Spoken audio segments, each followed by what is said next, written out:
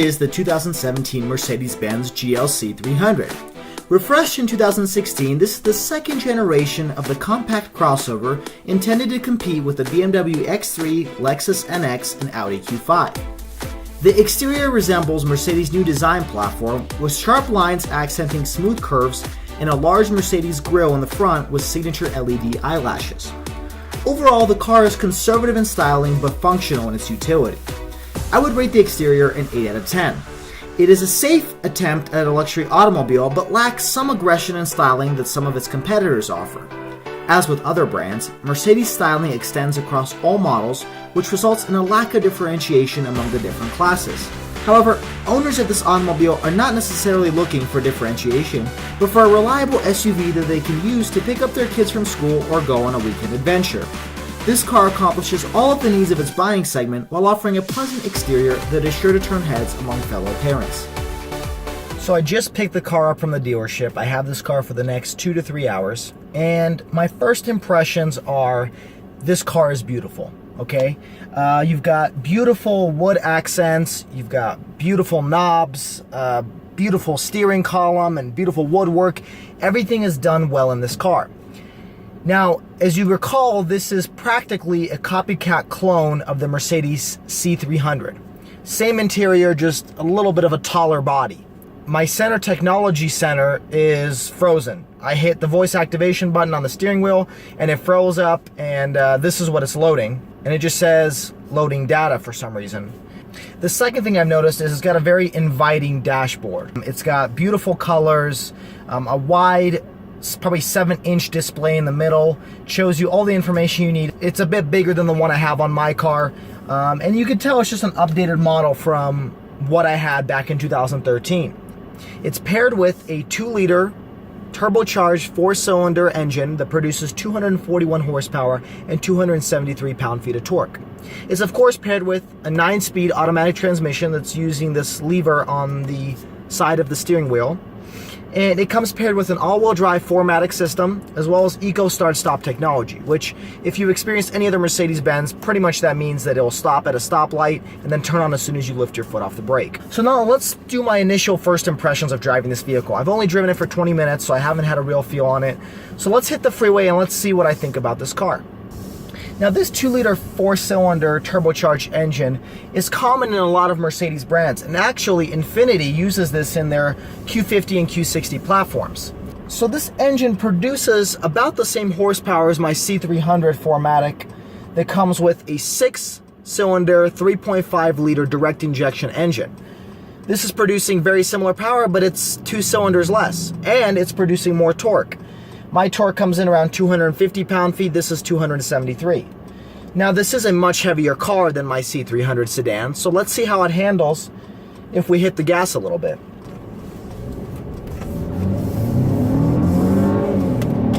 Okay, now as you can see, that produced quite a little bit of power going into the start, but there's some noticeable turbo lag. I don't think that Mercedes can really avoid that unless it throw on a second turbo, but overall though, there is some noticeable turbo lag when you first hit on the gas. Now, I'm driving on this back road here, and it's a pretty quiet car overall. I'm not hearing too much road noise. It's a little bit surprising though that this car is rougher and not as soft as I expected from Mercedes, and I've noticed this with my car personally. I thought that maybe because my car is low to the ground, it's got the sports suspension, you know, it's a sedan. Sedans are different than SUVs, but no, this car really isn't as soft. And if you can see, the camera's actually shaking a little bit. This car isn't as soft as I would expect from an SUV. It's weird, we're gonna keep going, but that back road wasn't very bumpy, and I experienced a lot of bumps just driving on it. That's somewhat surprising.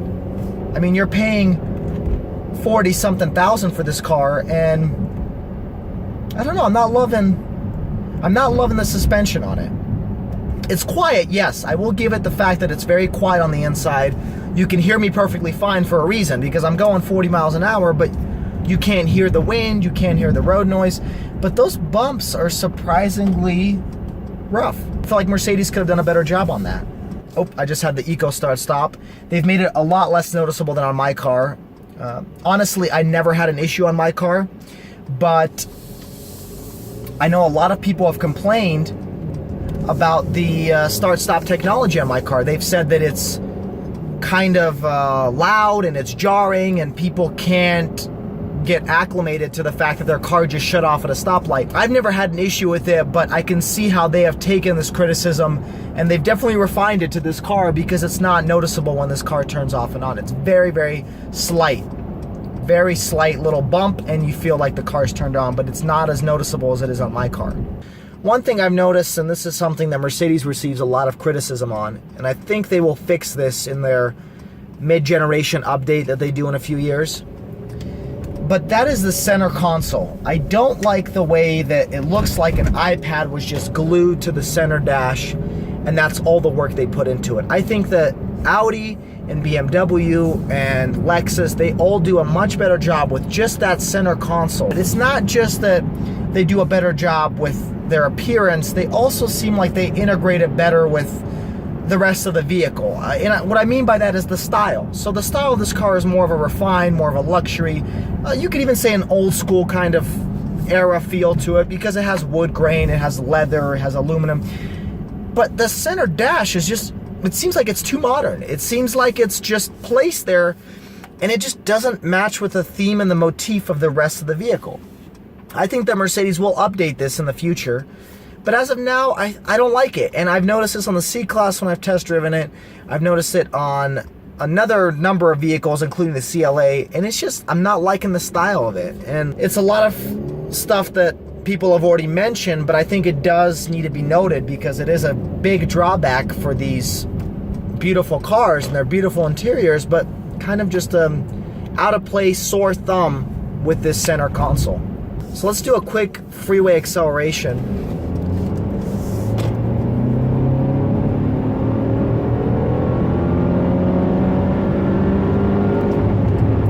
It's not bad. So I got up to freeway speeds. Not bad, but I'm not impressed. That was a slight incline, but I felt like I was pedal to the metal and it wasn't downshifting quick enough. Now, I'm not using the paddle shifters that it has on the steering wheel. That was simply just letting the automatic do what it has to do. But I'm not extremely impressed with the acceleration of this car. Now, maybe on like a Q60 that comes with the same exact engine, Infiniti pairs their engines with this 2-liter turbo. For their Q50, Q60, for their QX30, they have the same engine. And maybe on that one that's a lighter car, it might work better. On this one, I feel like accelerating to 60, 65, maybe even 70 is a little bit weak. But let's start thinking about the audience that's going to purchase this vehicle. It's not going to be a street racer. It's not going to be a car enthusiast. It's going to be an individual who maybe has a little bit of money and is looking to have a small SUV to maybe haul some friends and family in the back. And that's the class that's going to buy this vehicle. That's the age range. It's probably aging from about mid-30s to, early 40s. Somewhere around that range is where individuals will probably look to purchase a car like this. So when you're looking at it from that perspective, I think the acceleration really isn't necessary. So here are a few things to note. The interior of the vehicle is beautiful. It's stunning. You sit down, you feel like you are in a much more expensive vehicle than you actually are. The wood grain with the aluminum accents and the light leather, they just did a perfect job designing this interior. And I think, in my opinion, it beats all of its competitors. Where it lacks is that center display screen. I think that if they went with more of an integrated design, maybe something that had less of a bezel around the edge, if it was just a giant screen in the middle, that would look better.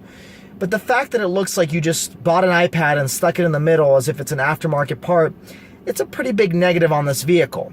Overall, I think the interior would be rated at 8 out of 10. It's a beautiful interior. It's stunning. It's fantastic. Everything is accessible. Everything is where you want it. But I think that center console just doesn't fit, and it doesn't mesh enough that it lowers it by 2 points, and that's why I put it at 8 out of 10. Okay, so I've been driving this car for a few hours now, and I gotta say, I am impressed. You can see the smile on my face, the grin. It's all real. It's all natural. This car has been a hell of a lot of fun. And I didn't expect it to be, because as an SUV, you expect it to be kind of slow, clunky, not sporty at all. And this car is the opposite. Like, it really is a great size. You've got great leg room. You've got A lot of interior space, big trunk. I've already loaded some stuff in the back, and it really just accomplishes everything you need from a small SUV. And at the same time, you don't sacrifice power, you don't sacrifice agility. It's got all of that. So to address some of the things I initially said about this car, so my initial impressions regarding how it's a little bit of a rough suspension, I believe the reason behind that was that it was actually in sport mode. When I was making those comments, it was in sport mode, and now in my car, sport mode and comfort mode does not change the suspension setup at all. It just changes the throttle response and how quickly the engine will understand what your input is and the transmission. It doesn't change anything about how soft or rough the car will ride, or anything about the suspension. It doesn't. But to my understanding, this car does. This car, when you put it in sport mode, it stiffens the suspension. When you put it in comfort mode, it softens it. And that's why this car felt so different when I was driving it in comfort and sport mode, because right now I'm in comfort mode and it soaks up bumps pretty well, actually. It's very smooth, very soft. I don't feel a lot of jarring bumps or anything like that like I did when I was in sport mode. Now to address my throttle response. And for example, I will put this right now. Oh, there's a fire truck. Never mind. I was gonna give you a pull and show you that the power behind this car really isn't too bad. When you throw it in sport mode, which I think when I was doing it, I was in comfort mode. But look at that pull, like that. It's an effortless pull, and you don't think it's going very quick because you don't feel it. Like, you don't sense speed in this car. But you look down at the speedometer and you see that you're going already 40, 50 miles an hour, and it was just instant. Like, you were at 20 and now you're at 40, and you don't even realize that you were going that fast because you don't feel the speed in this car. I think that's a really cool thing that this car has that I haven't noticed in my other Mercedes, or any other Mercedes. This car feels as if you're going slow even though you're going pretty quick. So I think that my initial impressions was the fact, see, that was a bump and that was very soft and I'm in comfort mode. So I think my initial impressions were wrong because I was in the wrong mode. And I didn't think that those modes made a huge difference, but there are 5 different modes in this car, from individual to sport plus to sport to comfort to eco. And this car has all these different suspension setups and engine responses and transmission responses based off of the settings that you put into those modes. And I've never experienced that because in my car, I've got 2 modes, comfort and sport, and they do a lot. And you notice it, but you don't notice anything about the suspension or anything about how comfortable it rides, and here it does. Here you really do notice that difference. When you put it in comfort, you notice it's soft. When you put it in sport, you notice that it really accelerates quick. Now, another thing I want to address is the center display console. My initial reaction was that it really didn't fit with the motif of the car. It was kind of just put in there like an aftermarket iPad was put into a car, but it's really grown on me. I think that it's at the perfect level, perfect eye level, and it's really easy to just use. Like, it's not what you think it is. Like, it's something that your eye just gets used to. It's no longer is it that kind of sore thumb that pops out at you when you sit down in the car. It really is something that kind of fits with the rest of the car. And I think that's something that you just have to grow on. In initial reactions, you are surprised by it, but once you start driving around and you look over and you start using it and you listen to the radio and you use navigation and everything, it really is just, it's right there. You don't have to take your eyes off of the road. It's just right there. You don't have to worry about having to find the right settings. It's really easy to use. Now, I don't care much for this touchpad that they have down here. The touchpad can go, I don't really care. I like the mouse, and I would prefer if they had a touchscreen too, because it really is the perfect distance to be a touchscreen.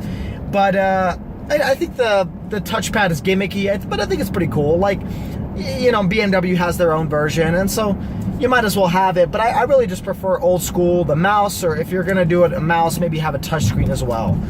Overall, I think this car is actually very good. I would give it 2 thumbs up, and I would recommend it to anybody who's in the market for a car like this. It's actually pretty quick for a 4-cylinder turbocharged. It's got a lot of power.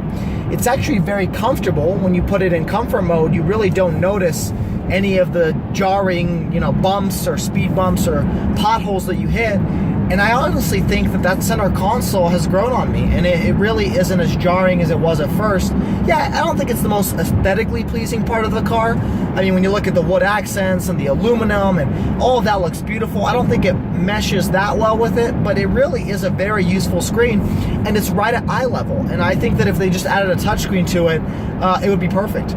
So thank you guys so much for watching. If you have any questions about this vehicle, please comment below, and I'll be happy to answer them.